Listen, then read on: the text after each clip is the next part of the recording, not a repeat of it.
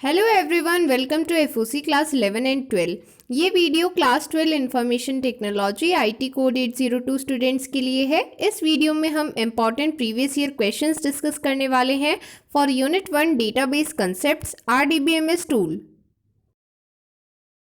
Question 1 में हमें बताना है ऐसी कौन सी कमांड होती है जिसकी हेल्प से करंट डेटाबेस में प्रेजेंट टेबल्स डिस्प्ले होती हैं। सो इसके लिए हम यूज़ करते हैं show tables command, that is B option.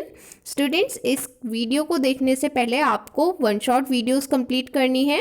Complete playlist का लिंक डिस्क्रिप्शन में गिवन है एंड डेटाबेस कंसेप्ट्स के लिए 3 पार्ट्स बनाए गए हैं एंड जावा की भी डिटेल्ड वीडियोस अवेलेबल हैं। तो आपको वो सभी वीडियोस देखनी है बिकॉज आप एक बार देख लेंगे तो आपको सारा चैप्टर अच्छे से समझ में आ जाएगा। एंड क्विक रिवीजन वीडियो भी अवेलेबल है जहाँ पर एक वीडियो में हमने कंप्लीट आईटी कोड 802 का क्विक रिवीजन किया है। देन नेक्स्ट क्वेश्चन में हमें बताना है जब हम लाइक कीवर्ड की हेल्प से कोई पैटर्न मैच करते हैं तब सिंगल कैरेक्टर को रिप्लेस करने के लिए कौन सा सिंबल यूज़ किया जाता है। तो हमें पता है लाइक कीवर्ड के साथ हम 2 सिंबल्स यूज़ करते हैं, अंडरस्कोर या फिर परसेंट सिंबल। तो हम सिंगल कैरेक्टर को रिप्लेस करने के लिए कौन सा यूज़ करते हैं, that is underscore. Then next question, यहाँ पर हमें बताना है जब हमें किसी भी एट्रीब्यूट में नल वैल्यू नहीं चाहिए तब हम कौन सा कॉन्स्टेंट अप्लाई करते हैं, that is not null.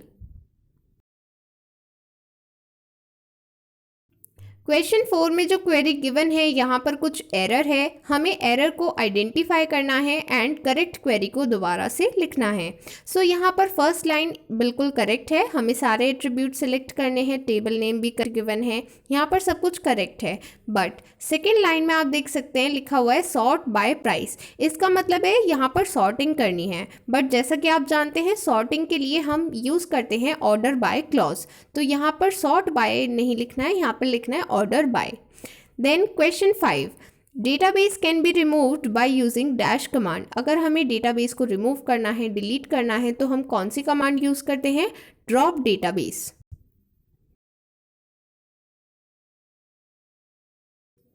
Question 6, यहाँ पर हमें बताना है कौन सी कमांड की हेल्प से टेबल के स्ट्रक्चर एंड डिस्क्रिप्शन को देख सकते हैं। तो इसके लिए हम यूज़ करते हैं describe command. So the correct option is A. Then next question 7, यहाँ पर रेफरेंशियल इंटीग्रिटी डिफाइन करनी है। रेफरेंशियल इंटीग्रिटी एक कांस्टेंट होता है जिसकी हेल्प से हम ये चेक करते हैं कि एक रिलेशन में जो डेटा है वो दूसरे रिलेशन के डेटा के साथ कंसिस्टेंट है, करेक्ट है। ये चीज़ वैलिडेट करने के लिए हम रेफरेंशियल इंटीग्रिटी कांस्टेंट यूज़ करते हैं।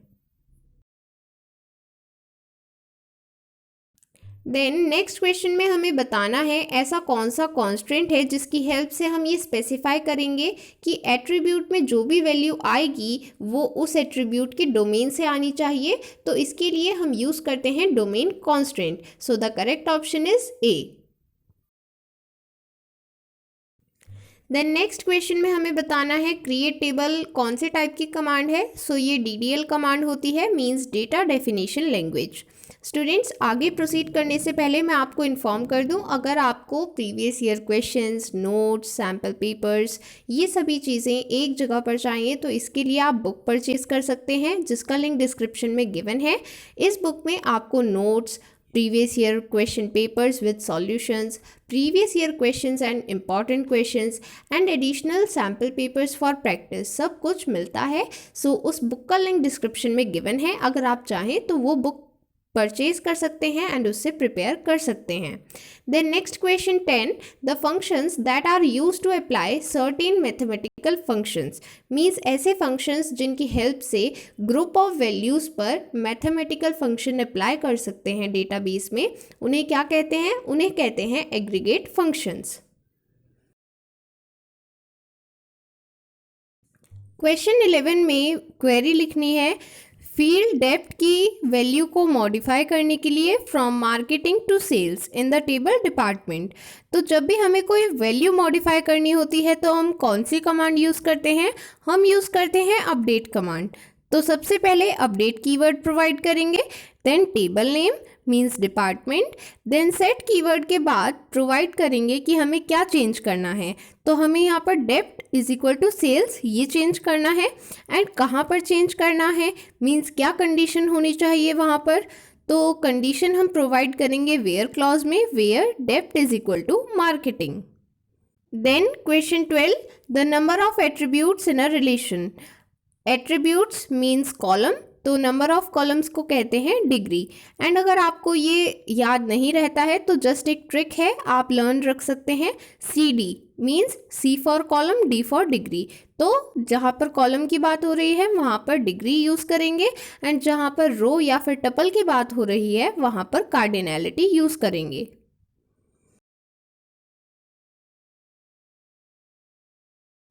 देन नेक्स्ट क्वेश्चन, यहाँ पर हमें बताना है सेलेक्ट क्वेरी के रिजल्ट में रिपीटिशन अवॉइड करने के लिए हम कौन सा क्लॉज यूज़ करते हैं। तो हम यूज़ करते हैं डिस्टिंक्ट क्लॉज या फिर डिस्टिंक्ट कीवर्ड हम यूज़ करते हैं, सो दैट रिपीटेड रिजल्ट्स ना मिले, सिर्फ डिस्टिंक्ट रिजल्ट्स मिले। देन क्वेश्चन 14, डीबीए का रोल बताना है। DBA means database administrator. So इसका मेन वर्क होता है डेटाबेस एंड डीबीएमएस को एडमिनिस्टर करना, एंड रिस्पॉन्सिबिलिटी होती है डीबीए की कि वो एक्सेस ऑथराइज करे एंड देखे कि कौन कौन किस तरह से क्या यूज़ कर रहा है, एंड जो भी टेक्निकल सपोर्ट है एंड जो भी सॉफ्टवेयर एंड हार्डवेयर रिसोर्सेज हैं उन्हें एक्वायर करने की रिस्पॉन्सिबिलिटी एक डीबीए की होती है। देन नेक्स्ट क्वेश्चन में एक क्वेरी गिवन है, यहाँ पर कुछ एरर है, उसे करेक्ट करने के बाद करेक्ट क्वेरी को लिखना है। तो फर्स्ट लाइन है सेलेक्ट नेम कॉमा मार्क्स, यहाँ पर कोई ऐसा एरर नहीं है। देन लिखा है फ्रॉम स्टूडेंट टेबल, बट आप जानते हैं जब भी हम फ्रॉम क्लॉज यूज़ कर रहे हैं तो वहाँ पर हमें सिर्फ टेबल नेम प्रोवाइड करना है, टेबल कीवर्ड प्रोवाइड नहीं करना होता, तो वो यहाँ से रिमूव कर देंगे। Then where name is equal to P%, तो यहाँ पर इज इक्वल टू क्यों प्रोवाइड किया है, ये गलत है। आप जानते हैं जब भी हमें स्ट्रिंग मैच करनी है तो हम क्या यूज़ करते हैं, हम यूज़ करते हैं लाइक कीवर्ड। तो यहाँ पर इज इक्वल टू की जगह आपको लाइक कीवर्ड मेंशन करना है।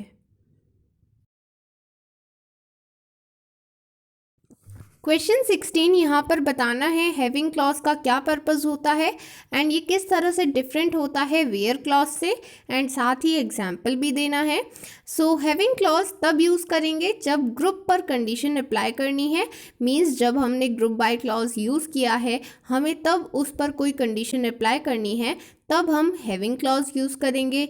एंड वेयर क्लॉज कब यूज़ करते हैं, जब हमें ये बताना है कि कौन सी टपल सेलेक्ट करनी है, मीन्स वो कौन सी कंडीशन है जिसकी हेल्प से हम टपल्स को सेलेक्ट करने वाले हैं, वो कंडीशन हम वेयर क्लॉज में मेंशन करते हैं। फॉर एग्जाम्पल सबसे पहले हम देखते हैं वेयर क्लॉज का example, select star from teacher where teacher ID is equal to 101।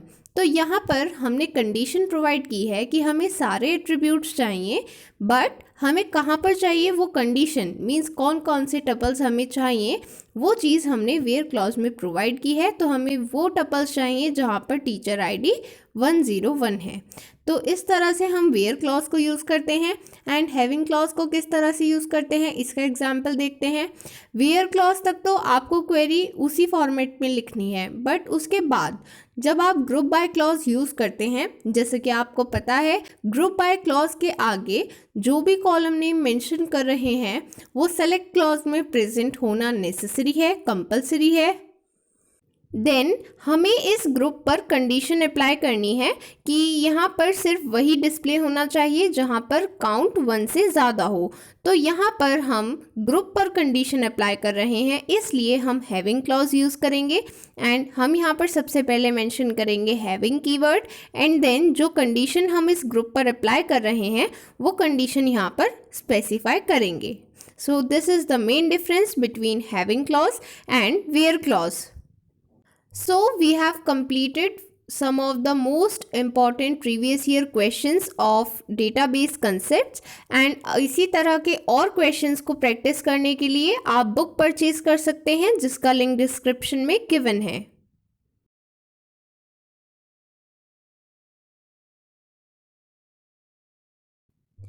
सभी इम्पॉर्टेंट लिंक्स डिस्क्रिप्शन में गिवन है। अगर और कोई डाउट है तो आप कमेंट सेक्शन में मेंशन कर सकते हैं एंड अगर बुक परचेज करनी है तो उसका लिंक भी डिस्क्रिप्शन में गिवन है।